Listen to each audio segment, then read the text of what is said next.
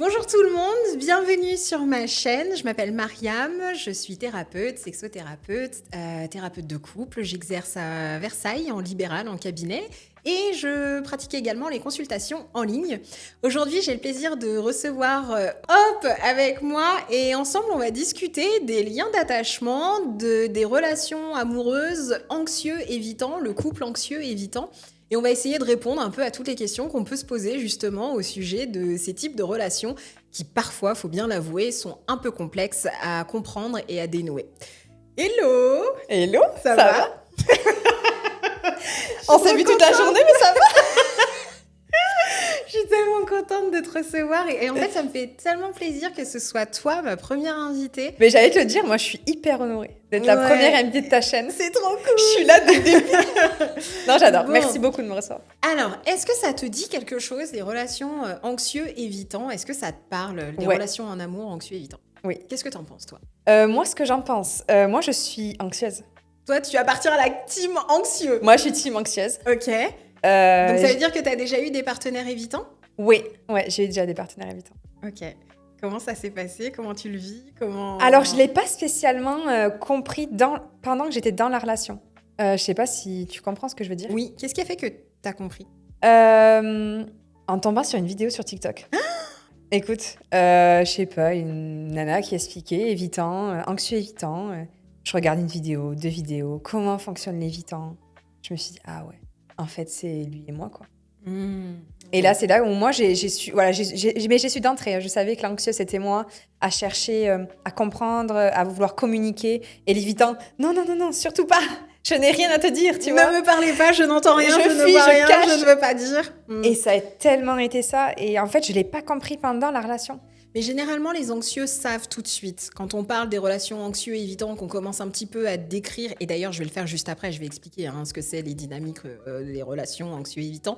Mais globalement, l'évitant ne sait pas qu'il est évitant, l'anxieux sait qu'il est Ouais, anxieux. c'est ça. Il n'a pas beaucoup de doutes là-dessus. Ah, mais moi, j'ai compris direct. Bah oui. De suite. Alors, est-ce que tu as déjà entendu parler des liens d'attachement? Lien d'attachement, non? Dis-moi. Non, ça te dit rien? Ok. Bah alors, qu'est-ce qui fait qu'une personne va développer un profil plutôt anxieux ou plutôt évitant dans une relation amoureuse? Bah, c'est parce qu'en fait, il y a à la base la notion des liens d'attachement. Les liens d'attachement, c'est une notion qui a été développée par John Bowlby à Londres. Et c'est un médecin, je crois, il me semble, psychiatre, qui a étudié le comportement des orphelins post-guerre. Ok. Il s'est rendu compte que les individus avaient tendance à développer des liens plus ou moins anxieux, plus ou moins évitants. Et il s'est posé tout un tas de questions, notamment la question du don, du rejet, etc. Et comment l'individu composait en réalité quand il y avait des traumatismes à l'idée de s'attacher. Donc, un individu, en fait, quand il vient au monde, il a besoin de créer du lien. C'est notre condition biologique de mammifère qui fait que nous avons besoin de créer du lien les uns entre les autres. Donc, dès que tu entends quelqu'un qui va te dire non, c'est pas vrai, j'ai pas besoin d'amour, faux. Un petit peu, peut-être, mais... Pourquoi? Parce qu'en réalité, sans amour, l'humain ne survit pas. Qu'est-ce qui se passe si on laisse un enfant tout seul, un bébé, un nouveau-né tout seul? Bah, il meurt. Voilà. Pourquoi? Parce qu'il a besoin à la fois des liens sécurisants pour qu'on le nourrisse, qu'on le change, qu'on s'occupe de lui, qu'on le caresse, qu'on le porte, qu'on le berce et qu'on l'apaise d'un point de vue matériel, mais aussi d'un point de vue émotionnel. Et c'est parce que le nouveau-né, l'enfant de ces 0 à 2 ans globalement, va grandir dans un monde plus ou moins sécurisant qu'il va développer un certain profil d'attachement. Donc en réalité, il y en a 4. Donc c'est dû à l'éducation de nos parents, tu veux dire? C'est pas tellement l'éducation, c'est plutôt l'environnement. Ok. Je vais t'expliquer. Quand on vient au monde, en fait, on vient au monde en pensant déjà que le monde, c'est nous. C'est-à-dire qu'on n'est pas capable de dissocier le monde extérieur de notre monde intérieur. Quand l'enfant pleure et que le biberon arrive pour le nourrir, Ouais. il pense qu'il a créé le biberon. Ah oui, ok. Il ne sait Génial, pas. ok. Ah, je savais pas du Le tout. sein de maman, c'est moi qui ai créé. C'est parce que j'ai pleuré, il intègre l'idée que j'ai pleuré, le sein arrive. C'est moi qui ai créé le sein par mes pleurs. Ok. Il ne se dit pas, il y a un monde extérieur. Il apprend ensuite qu'il y a un monde extérieur. Et au moment où il apprend qu'il y a un monde extérieur, il évolue dans ce monde et en fonction des personnes qui vont l'entourer, il va explorer le monde de façon plus ou moins sécurisante. Mais je reviens à la notion du lien d'attachement. C'est-à-dire que, en fait, l'enfant, automatiquement, va créer un lien d'attachement parce que, de par nature, l'être humain est dépendant. Il naît dépendant. Donc, tu peux être que dépendante toute ta vie? Eh ben, si tu n'as pas reçu la sécurité nécessaire, oui. Après, tu peux te retrouver à être dépendant. Si tu travailles ensuite, tu peux changer cette problématique. Mais oui, tu peux te retrouver dans cette situation si tu as évolué avec une notion de lien pas très sécurisante. Donc, je reviens sur le principe, c'est que on s'attache donc à une personne, généralement c'est la mère pour commencer, et ça va devenir ce qu'on appelle une figure d'attachement. C'est-à-dire que c'est une personne référente. On sait, par la répétition, dans le temps, que cette personne est toujours là quand je pleure, quand j'ai faim, quand j'ai froid, quand je suis pas bien, pour me changer ma couche, etc. Bien sûr. Et si cette personne répond de façon constante et rassurante, eh bien l'enfant va développer un lien d'attachement qu'on appelle sécure. Sécure, ça veut dire que globalement, il va aller dans le monde et il va se dire « Ok, je peux nouer un lien avec les individus, il n'y a pas de danger particulier, on répond à mes besoins. Si j'ai un problème, il y a quelqu'un qui est là pour me tenir la main, pour m'éviter, si je tombe, de m'aider à me relever. Ok. Je suis donc en sécurité. Affectivement, émotionnellement, je suis en sécurité. » Après, il y a d'autres figures d'attachement. Ensuite, il y a les primaires et secondaires. Mais le primaire, c'est la maman. Secondaire, ça peut être par exemple le maître d'école, le prof de sport, tu vois. Ou en périphérie, le parrain, les cousins, les oncles, les tantes, etc. Tout ça, ce sont des personnes qui vont participer à l'écosystème en fait de l'individu. Il va grandir, il va dans son monde, dans son environnement. Il aura tout un tas d'individus. Ouais, on passe quand même par beaucoup de personnes finalement. Sûr. Ça joue avec beaucoup de personnes, mais pas que les parents finalement. Mais bien sûr, l'humain est fondamentalement fait pour sociabiliser, il n'est pas fait pour rester tout seul.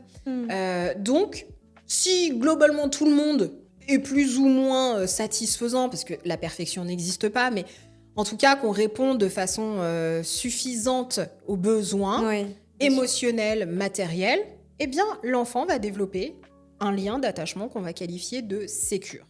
Donc ensuite, dans les relations amoureuses, plus tard, la façon dont on a tissé le lien, on va le retrouver dans nos relations amoureuses. Si on est sécure, a priori, on va avoir des relations sécures en amour. Maintenant, qu'est-ce qui se passe si ça se passe pas très bien?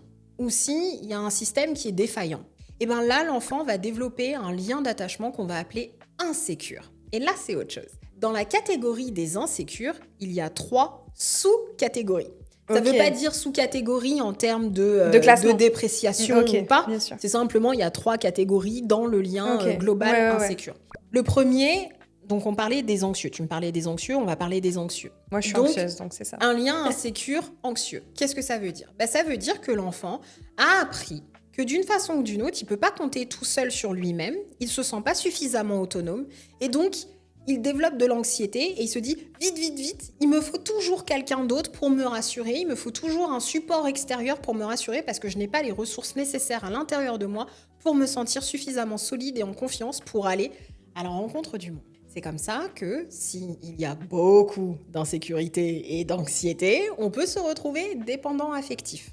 Ensuite, parce qu'on va aller demander à son ou sa partenaire de venir remplir ce vide abyssal à l'intérieur. Vite, donne-moi cet amour que je n'arrive pas à m'auto-donner, à m'auto-suffire. Tu me dois ce remplissage, entre guillemets, de la jauge, parce que je n'arrive pas à le faire, moi, tout seul. Alors moi, je m'aime. Je pense que je m'aime sincèrement.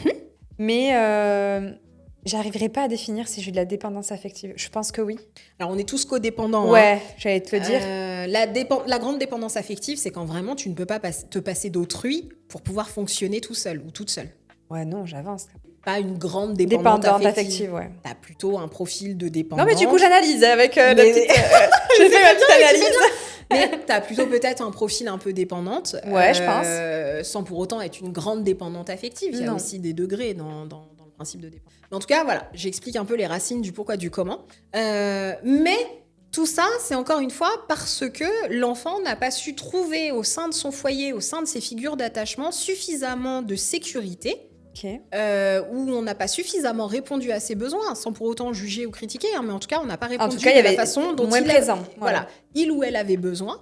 Et donc, il a développé une grande insécurité, une grande anxiété en se disant « Oh mon Dieu, je suis vulnérable, je suis tout petit, j'ai besoin de l'adulte. L'adulte ne répond pas à mes besoins. Je vais donc, par tous les moyens possibles, chercher de l'aide à l'extérieur, du support, parce que moi-même, je ne peux pas subvenir à mes propres besoins émotionnels et matériels. » Donc ça, c'est le profil un peu anxieux. Okay. Et puis, il y a les autres enfants dans le profil insécure, où là, on va avoir les évitants. Les évitants, c'est un peu différent. C'est-à-dire que la base est la même. Oh mon Dieu, on n'a pas répondu à mes besoins. On ne les a pas reconnus, on ne les a pas validés. Souvent, tu vas voir, c'est les petits-enfants qui pleurent et puis on leur dit « Mais pourquoi tu pleures ? Pas la peine de pleurer. Allez, ravale tes larmes. » Bah ça, tu es tranquille derrière. Il sera insécure. Non, Bah- il sera, comment on dit, évitant. Ben, c'est pas à 100%, mais il y Non, a mais des bon. chances qu'ils deviennent évitants. Pourquoi ? Parce qu'on va lui apprendre à éviter de connecter avec ses émotions, de les ressentir, de les nommer, de vivre avec ses émotions et surtout d'apprendre en fait à les gérer. Et très souvent, on observe que les enfants évitants ont des parents évitants. Là où tu peux avoir c'est pas forcément des parents anxieux qui vont donner des enfants anxieux. Tu peux avoir des parents sécures, mais qui vont créer des enfants anxieux parce qu'à un moment donné, ils n'ont pas répondu d'une façon ou d'une autre Aux besoins. Alors Mais que moi, chez les évitants, tu retrouves un peu Ouais. plus de parents-enfants. Fait moi, dans ma relation, quand j'avais là, ce truc anxieux évitant, lui, je sais pas si ses parents, je dirais plus, c'est des gens qui ne montrent pas leurs émotions, qui ne pleureront pas devant leurs enfants, Voilà. qui ne montreront aucune émotion. Et du coup, lui, il a grandi avec ça, avec des gens qui étaient émotionnellement éteints. Et du coup, il a grandi comme Ou ça. en distance, en tout cas. Dans la distance de leurs émotions. C'est ça. Parce que moi, par exemple, mes parents, j'ai pu toujours exprimer mes émotions, j'ai pu toujours leur parler librement de tout. Et je pense que, en tout cas, de son côté à lui, la différence qu'on a avec ça, c'est avec mes parents, je pouvais tout parler de tout et montrer mes émotions. J'avais pas honte de pleurer ou de me mettre en colère Oui, ou elles de étaient rire. reconnues, elles étaient validées. Et elles étaient reconnues et validées. Et lui, en tout cas, non, des parents physiquement présents, mais absents et émotionnellement absents, quoi. Et donc, on n'est pas en train d'apprendre à l'enfant à comment connecter avec ses émotions et surtout à se dire « Ok, je suis en sécurité dans un monde émotionnel ». Parce que le cerveau de l'enfant est relativement immature. Il n'a pas en capacité la perception de ses émotions, de les nommer. Au début, c'est à l'adulte d'aider l'enfant à le faire.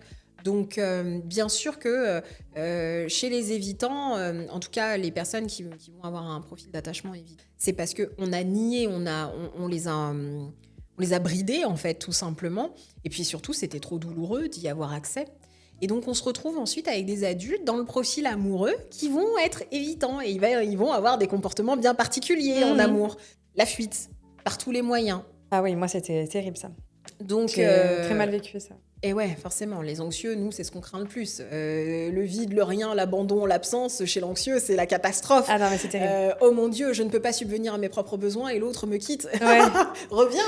Mais qu'est-ce que tu fais? Voilà, donc on voit bien en fait comment la naissance, en tout cas, comment se forment ensuite nos profils adultes. Ah, mais moi, je me suis en vue à amour. 1000% là-dedans, quoi. Et ouais. Quand j'ai tombé là-dessus.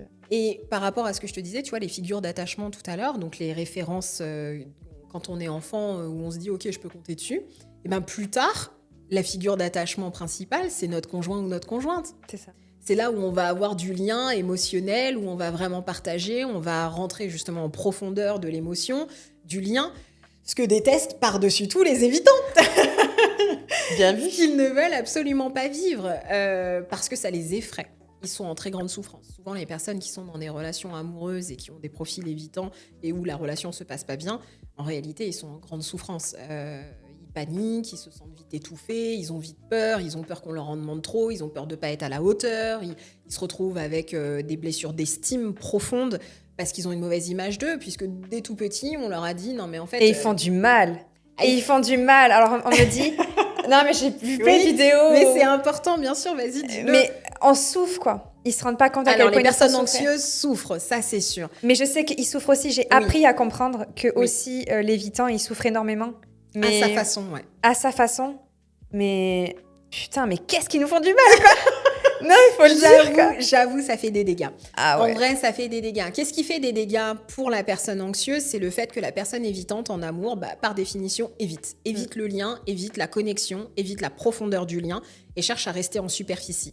Mais parce que c'est un mécanisme de défense, un mécanisme de protection. Ça ne veut pas dire que c'est juste, ça ne veut pas dire que c'est comme ça qu'il faut fonctionner. Mais...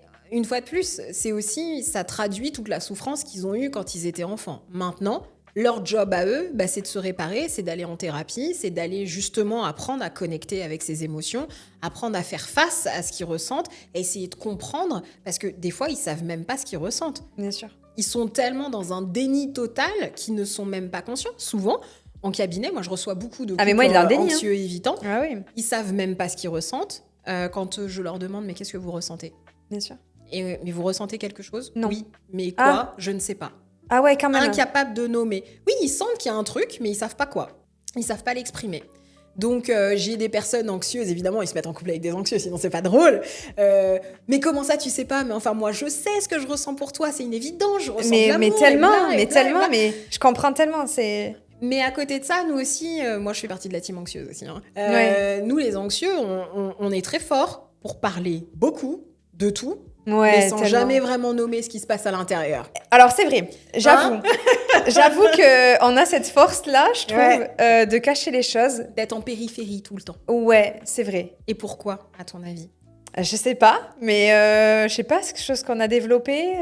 Parce que la personne anxieuse, elle a compris que pour se faire aimer, elle doit essayer d'une façon ou d'une autre de se conformer aux attentes qu'on attendait d'elle, qu'on a projetées sur elle. Ok. Donc en fait, elle se sent jamais vraiment légitime d'être elle-même, véritablement. Donc elle va pas montrer ce qui va pas. Elle va pas montrer réellement le fond de la colère, de la tristesse, de l'humiliation, du rejet, de l'abandon. Ça, elle va pas le dire. Elle va pas dire véritablement le fond du fond.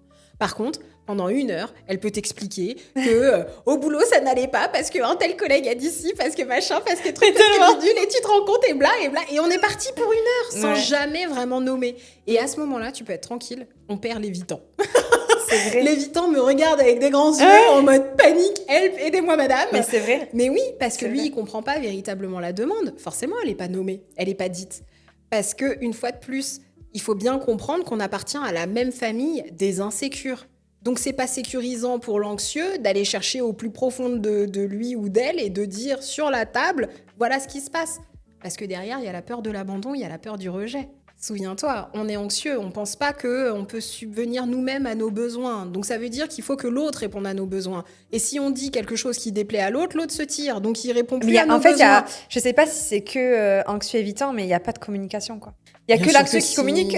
Ah, c'est difficile. Enfin, moi, dans ma relation, il y a pas de communication. On communique, mais Parce qu'on parle pas le même langage. on parle pas du tout le même langage. C'est ce que j'explique en thérapie. Alors oui, t'as raison, on communique, mais alors on parle pas la même langue. En fait, c'est ce que je dis tout le temps au cabinet. Il y en a un qui parle danois, l'autre ougandais. Ah oui, complet. Et en fait, on se dit la même chose, sauf qu'on le dit pas dans la même langue. Ah non. C'est-à-dire que l'anxieux va dire « Mais aime-moi, mais montre-moi que tu m'aimes, mais enfin, je Mais te tellement. demande de communiquer, On de dirait parler moi. avec moi. Mais explique-moi ce que tu ressens. » Ça, tu es tranquille, tu paniques l'évitant en disant ça, la personne évitante. Pourquoi? Parce que l'évitant ne sait pas ce qu'il ressent par définition. Et il faut bien se dire une chose, c'est que la personne, si elle évite de communiquer, c'est parce qu'elle a une très mauvaise image d'elle-même. Si elle évite de rentrer en communication avec l'autre, c'est parce qu'elle a une très mauvaise image d'elle-même. Souviens-toi, enfant, on n'a pas validé, on n'a pas reconnu. On a mis à distance, on a nié, on a coupé. Parfois même, on a tourné en ridicule. Ah bah, je vais te donner une bonne raison de pleurer, tiens. Et puis on met une bonne fessée, une bonne claque, et l'enfant, il n'a pas compris, il est là, en fait, je ressentais quelque chose. Oui, mais on s'en fout, en fait.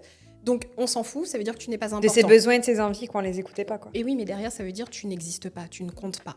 Donc, il pense qu'il n'est pas bon, qu'il est mauvais fondamentalement. Donc, la personne évitante va s'engager dans la relation en ne se sentant pas suffisamment outillée pour satisfaire l'autre, son autre. Ok. Donc, quand l'anxieux déborde, parce que le débordement émotionnel, c'est quelque chose d'assez courant, Ah, n'est-ce mais moi, pas, je vis messieurs, tout, dames, les anxieux. Je vis tout à 1000%. Pour moi. rappel, je suis la team anxieuse aussi. Eh hein, donc, ouais, non, mais c'est terrible, quand mais même. quand on va aller demander à nos partenaires, mais communique, mais dis-moi, etc., nous, viens me donner l'amour extérieur que je n'arrive pas à me donner moi-même. Et ce que l'évitant, lui, entend à ce moment-là, c'est « Oh mon Dieu, on me demande de me mobiliser, d'aller chercher à l'intérieur de mes émotions, de pouvoir les dire à l'autre, sauf que j'en en ai pas la moindre idée de ce que je ressens. Et en plus, il faut que je la sécurise ou que je le sécurise. Comment je suis censée faire ?» Et donc, je sais pas faire. Donc, Silence radio, il n'y a plus rien. on Je les fais fait. rien, je fais de la merde. C'est ça. Alors clairement, je vais le dire, c'est ça. Il fait rien, ou alors il va faire tout ce qui peut vous faire du mal. Non, mais c'est vrai, faut Mais le ils dire. ne le choisissent pas. C'est Non, vrai mais- que c'est très douloureux. Du côté des anxieux, c'est très douloureux, mais je sais que les personnes évitantes... Alors moi j'ai une question. Oui. Comment on peut voir la différence entre un évitant et je Et pense un que tu vas comprendre, manipulateur. et un manipulateur? T'es sûr? Non, mais c'est vrai quoi. Eh ben... Parce que c'est bien beau quoi. Tu vois, je veux l'intention, bien. ma belle. L'intention. L'intention. Est-ce que c'est fait pour te faire du mal ou est-ce que c'est fait pour se protéger? Eh ben Et ouais, mais... en voulant se protéger, ils te font du mal. Mais ouais, mais comment t'as la réponse, quoi? Ils vont te le dire. Je suis désolée, je voulais pas te faire de mal.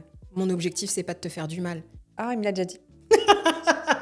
Là, Mais il le fait quand même, alors écoute. Mais parce que, alors après, ça, c'est de l'auto-sabotage. C'est-à-dire qu'au bout d'un Ouais. moment, la répétition des traumatismes, des souffrances fait qu'on se protège et mal, puisqu'on est insécure. Donc, on met en place des mauvais systèmes de protection. Mais c'est comme nous, quand on déborde et qu'on parle pendant des heures pour ne rien dire et qu'en fait, on n'a toujours pas nommé le problème, c'est aussi un mécanisme de défense. C'est aussi se protéger du jugement, de la honte, de l'humiliation, de la colère, de l'abandon. Tu vois? Bien Donc, sûr. c'est ni bien ni mal. C'est juste qu'on a mis en place des fonctionnements, des schémas qui sont finalement sur le spectre à l'opposé. Mais en fait, moi, je pense que c'est les deux faces d'une même pièce. C'est-à-dire que les deux ont la même peur à la fin que ça s'arrête la relation et de ne pas être aimé pour ce que l'on est vraiment. L'un d'être quitté, l'autre d'être rejeté. Rejeté pour ce qu'ils Oui, sont c'est vrai que moi, et j'avais... nous ouais, abandonnés. ouais. Lui me reprochait de peut-être pas assez l'écouter, alors qu'en fait, finalement, je pense qu'en discutant avec toi, là, je me dis... c'est juste qu'en fait, je ne comprends pas ce qu'il me dit, tu vois. Bien sûr, parce que c'est pareil. Comme ils sont évitants, ils vont avoir un autre mode de langage. Souviens-toi, danois et ougandais. Oui, donc c'est Donc, ça. Ouais, souvent, ouais. chez une personne évitante, ce qu'il faut regarder, c'est pas les paroles, parce qu'ils ne s'expriment pas très bien. Ce qu'il faut regarder, c'est les actes. Et c'est difficile à voir, parce que comme il y a de l'auto-sabotage, on ne sait pas très bien. Mais oui, ils c'est vont ça. le dire à leur façon. Par exemple, c'est souvent du service rendu. Tu vas te rendre compte qu'ils vont faire des choses. Ils vont essayer de te le montrer. Comme ils n'arrivent pas à le dire, ils vont Mais est-ce essayer de qu'un le bon montrer. manipulateur ne peut pas le faire? Je suis désolée, mais j'ai tellement du mal, tu vois. Le manipulateur, il s'arrête pas quand tu souffres. C'est-à-dire... Le manipulateur ne s'arrête pas il continue. Il signe et il persiste. Parce qu'il s'en fiche de ta souffrance. Quelqu'un qui, en fait, dans l'insécurité et dans la protection, va se rendre compte que tu souffres de ouf et va essayer de faire différemment. Il va redéraper ensuite. Parce qu'il n'a pas fait son travail en thérapie et que donc ça ne suffit pas. Enfin, c'est possible d'arranger ça en thérapie. Oh oui, bien Il sûr. faut le dire, c'est important. Moi, je vois des miracles au cabinet. Je vois vraiment des miracles sur... une fois, en fait, qu'ils comprennent le langage, mais il y a les En fait, yeux c'est super qui, simple, bien qui sûr. s'écarquillent. Et ce que je dis souvent, parce que j'ai 2 fauteuils comme ça au cabinet, et je me mets pile poil au milieu et je leur dis, allez, je suis la traductrice. Et je traduis d'un langage à un autre, d'un univers à un autre. Et alors, franchement... Ah ouais, donc en gros, je sais pas, il dit quelque chose et toi tu dis... Ah, mais en pourquoi fait, c'est un peu ça qu'il veut dire. Ça veut pas dire ça, parce que là, Ouais. je sais, pour la team anxieux, ça Toi, va tu mal sais se passer.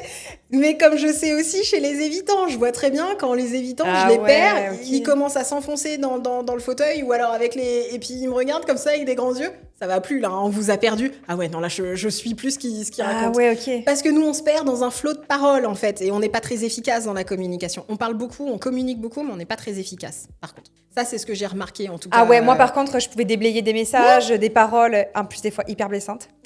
Et mais ouais. Et des pavés, et en fait, à la finalité, elle veut rien dire. C'est ça. En fait, je te déverse ma haine. Mon trop plein de colère, surtout. Mon trop plein de colère. Essayer de lui faire comprendre des choses, mais bon, Colère, souffrance. Ah et ouais. à ce moment-là, en fait, eux se sclérosent. Donc, il reste une 3e catégorie d'attachement insécure. On a parlé des anxieux, des évitants, et on a les désordonnés. Donc, les désordonnés, ça représente 4% de la population. Ah oui. Et là, pour le coup, c'est une catégorie un petit peu plus particulière où là, souvent, c'est parce qu'on a eu des très gros traumatismes d'enfance, où l'enfant a pu trouver à certains moments du réconfort et des fois Rien de du l'absence. Par exemple, on va retrouver chez les parents qui vont être alcooliques. Ok. Donc un jour, le parent est sobre et il est capable de répondre à la demande de l'enfant. Le lendemain, il est complètement défait et il insulte et il bat son enfant. Donc il y a une telle incohérence et une telle ambivalence dans la figure d'attachement qu'après, on retrouve exactement la même chose dans les relations amoureuses. Un désordonné, une personne désordonnée qui va avoir un lien d'attachement désordonné. 5 minutes, il t'aime, le lendemain, 5 minutes après, il peut te repousser et avoir le comportement d'un évitant. C'est très ambivalent, c'est très... Instable, quoi. Voilà. Et il faut bien retenir aussi que dans la catégorie des liens d'attachement, en tout cas les profils qu'on peut avoir, on a une dominante en sous-ton, c'est-à-dire qu'on peut être anxieux, ça ne nous empêche pas d'être évitant aussi, hein, à notre façon. C'est vrai. Parce que ne pas aller chercher tout au fond, c'est aussi éviter. C'est aussi... Comme montrer et se perdre dans les paroles parce qu'on ne sait pas ce qu'on raconte, c'est aussi ce que nous, on fait les anxieux. Donc les évitants sont aussi anxieux. C'est-à-dire qu'ils sont anxieux, ils ont peur, eux aussi. Voilà, l'idée, on a essayé de schématiser un peu les choses pour bien comprendre, pour bien organiser, structurer, mais c'est pas aussi net, noir et blanc, quoi. Oui, bien sûr. C'est des tendances qu'on retrouve avec une note de tête, quoi, on va dire. Donc voilà, et ça donne un joyeux bazar, merveilleux à détricoter en Bien sûr. thérapie. Enfin, moi, personnellement, j'adore. Oui, parce qu'en fait, quand tu vois les gens... Moi, j'aurais voulu faire une thérapie. C'est lui qui a toujours refusé, c'était pas son truc. Mais ouais. C'est souvent l'anxieux qui amène en thérapie. Ah oui, et moi je veux trouver des solutions, tu vois. Et je me suis dit, mais c'est la meilleure solution d'avoir une personne qui, entre vous deux, et qui va m'apprendre en fait à comment tu veux dire les choses, tu vois. Bien sûr, mais souviens-toi que c'est quand même une grande terreur aussi pour les personnes évitantes, qui ont en tout cas un profil d'attachement évitant, d'aller connecter sincèrement, profondément avec leurs émotions. Ils se disent, mais qu'est-ce que je vais y trouver ? Moi, j'ai peur, en fait. J'ai peur d'ouvrir la porte et d'ouvrir la porte aux émotions. J'ai peur que ça me déborde. J'ai peur que ça me dépasse. Et j'ai peur de ne pas y survivre, pour certains. C'est une terreur. Je ne parle même pas des personnes désordonnées. Donc, non, c'est pas aussi simple que ça en a l'air. Ce que j'ai remarqué, c'est que les personnes avec un profil d'attachement évitant viennent en thérapie quand en fait elles n'ont absolument plus le choix et qu'elles sont en train de perdre le ou la partenaire. Et que là, ils se disent, bon, j'ai plus d'autre choix. J'ai foiré régulièrement plusieurs relations. Celle-ci, j'y tiens vraiment. Je veux que ça marche. Donc là, j'ai plus le choix. Il faut que je me sorte. Par curiosité, la tranche d'âge, à quel âge un évitant ? Est-ce que c'est par des fois trop tard ? Tu vois, quel âge, je veux dire, je sais pas, t'as enchaîné, je sais pas moi, 10 relations et c'est des gens évitants mais qui viennent tard, tu vois ? Ben ça dépend. Je sais pas, c'est juste pour question je pense perso. Que ça dépend l'intensité. C'est pas une question d'âge, ça dépend de l'intensité de la relation, à mon avis. C'est plutôt ça. Ok. L'intensité du lien d'attachement, justement, à la personne. Est-ce qu'ils l'aiment très, très, très fort ou moyen bof et auquel cas ils feront pas d'efforts. Par contre, s'ils sont très amoureux et très attachés... Ouais. Donc moi, tu veux dire, c'est quoi, moyen bof ? Ben, je sais pas. On n'en a jamais vraiment parlé, donc non, ça, je sais pas. Mais, et puis, il n'y a pas de normes en amour. Ça bien aussi, sûr. C'est important. Oui, bien sûr, tout est possible. Tout est je crois que dès lors qu'il y a de l'amour, tout est possible. Est-ce que tu as des questions que tu ne comprends pas au sujet des comportements des personnes évitantes dans l'amour ? Non, je pense plus avoir de questions après ce que tu m'as dit. La question que j'avais, c'est est-ce que c'est de la manipulation ou... Il y a un fond de manipulation. Si je suis très honnête avec toi, il y a un fond de manipulation, mais la manipulation, elle n'est pas perverse. La différence entre la manipulation et la manipulation perverse, c'est prendre du plaisir à faire du mal à quelqu'un. La manipulation, c'est je t'emmène à un endroit où j'ai envie que tu ailles, soit pour te faire du mal, soit pour me protéger, m'éviter la souffrance. Il faut bien comprendre une chose, c'est que les personnes évitantes ont une peur, c'est de s'engager. Pourquoi ? Parce qu'elles pensent qu'à partir du moment où on va s'engager et qu'on va voir leur vraie nature profonde, on va tellement pas aimer ce qu'on va découvrir, nous, les personnes anxieuses, qu'on va se tirer. Ah oui, ils réalisent vraiment ça, eux ? Non, ils en sont pas conscients. Ah, ils en sont pas conscients ? Non, ils sont absolument pas conscients. Ils sont absolument pas conscients, ok. Mais moi, c'est ce que j'ai fini par comprendre. Ils sont terrorisés à l'idée qu'on les laisse, ils sont terrorisés à l'idée qu'on se rende compte, une fois de plus, que c'est pas beau à l'intérieur, qu'ils sont pas suffisants, qu'ils sont pas valables. Une fois de plus, quand ils étaient petits, ils ont été niés, rejetés. Donc eux, ils ont engrammé, non pas que les parents étaient éventuellement évitants eux aussi ou dysfonctionnels, ils ont engrammé l'idée, ils ont enregistré l'idée que si on ne répond pas à leurs besoins et qu'on les rejette, c'est parce qu'ils ne valent rien, qu'ils ne sont pas à la hauteur et qu'ils ne méritent pas la considération de leurs parents. C'est parce qu'il y a cette rupture régulière, courante, de rejet de leurs sentiments, de ce qu'ils sont, de ce qu'ils vivent, de tout ce chambardement émotionnel qui est à l'intérieur d'un petit être humain, et que c'est coupé, et que c'est renié, qu'ils se disent, en fait, une fois de plus, ils vont pas se dire c'est les parents qui sont dysfonctionnels ou évitants ou qui ont eux aussi un profil d'attachement éventuellement insécure. Ils vont se dire c'est moi le problème. Est-ce que tu as déjà vu un enfant dénoncer un adulte ? Non. Les enfants ne dénoncent pas les adultes, les enfants se dénoncent entre eux. C'est vrai. Il a fait ci, elle a dit ça. Mais par contre, ils ne diront jamais tel ou tel adulte m'a fait du mal, m'a demandé des choses incorrectes. Ils ne le diront pas. Un enfant battu va dire « Oui, mais papa, il s'est fâché parce que j'ai été vilain ou vilaine, c'est ça. parce que j'ai pas bien fait. » Non, mais ça justifie pas que tu aies une épaule démise, en fait. Ça, ouais. Si tu veux, il n'y a pas de juste mesure. Donc, on se retrouve ensuite avec des adultes qui sont terrorisés à l'idée d'arriver dans une relation, d'ouvrir l'espace émotionnel et de dire « Aime-moi, regarde ce qu'il y a à l'intérieur de moi, je suis abîmée, je suis peut-être parfois sacrément amochée, et est-ce que tu vas aimer ça, toi? Évidemment que l'anxieux, lui, va aimer, lui ou elle, hein, bien sûr, va aimer, mais l'évitant n'a jamais expérimenté ça. Donc c'est quelque chose de terrorisant, et plus ils aiment, paradoxalement, plus ils vont fuir. Et c'est ça la clé pour les anxieux. Puis moi, je te suis, quoi. Bah, ça crée ça par effet boule de neige, mais en fait, je crois qu'un évitant fuit à la hauteur de l'amour qu'il ressent pour la personne. Ça, c'est vraiment quelque chose que j'ai compris, et que les anxieux, nous avons beaucoup de mal à comprendre. Donc plus il t'aime, plus il fuit. Ok, super. Voilà. Merci. Tant qu'il ne comprend pas qu'il y a un problème bien sûr. dans sa façon de s'attacher, bien évidemment, Bien sûr. et de relationner avec l'autre. Mais sans travail thérapeutique ou prise de conscience, oui, moi je crois que plus il fuit, la fuite est à la hauteur de l'amour et de l'attraction, de l'attirance et de l'envie d'être en lien avec la personne. Et souvent, une fois de plus, les personnes anxieuses, ça, elles ne le comprennent pas. Dans leur tête, par exemple, tu vois, danois-ougandais, ce qu'on disait tout à l'heure, pour un évitant, le langage, on va dire qu'il parle danois, ça va être plus je fuis, plus j'aime. En réalité, c'est à la hauteur de l'amour que j'éprouve pour la personne. Dans le langage anxieux, donc ougandais, c'est plus il me fuit, moins il m'aime, moins il en a quelque chose à faire de moi, moins il prend en considération mes émotions, plus il est égoïste, plus il est méchant, plus il est manipulateur. Et c'est comme ça, en fait, qu'on se retrouve avec une telle incompréhension des deux mondes. Alors qu'en fait, il y en a un, c'est je te fuis à la hauteur des sentiments que j'ai. Et chez l'anxieux, c'est il me fuit à la hauteur de son désintérêt pour moi. C'est terrifiant. Je sais pas si c'est... Est-ce que c'est terrifiant ou finalement c'est pas chouette de se dire qu'il y a une solution et qu'en fait il y a un langage, il y a un traducteur au milieu. Oui, je suis complètement d'accord, mais quand la personne... faut être deux, tu vois. Donc après, quand la personne ne veut pas, qu'est-ce que tu fais?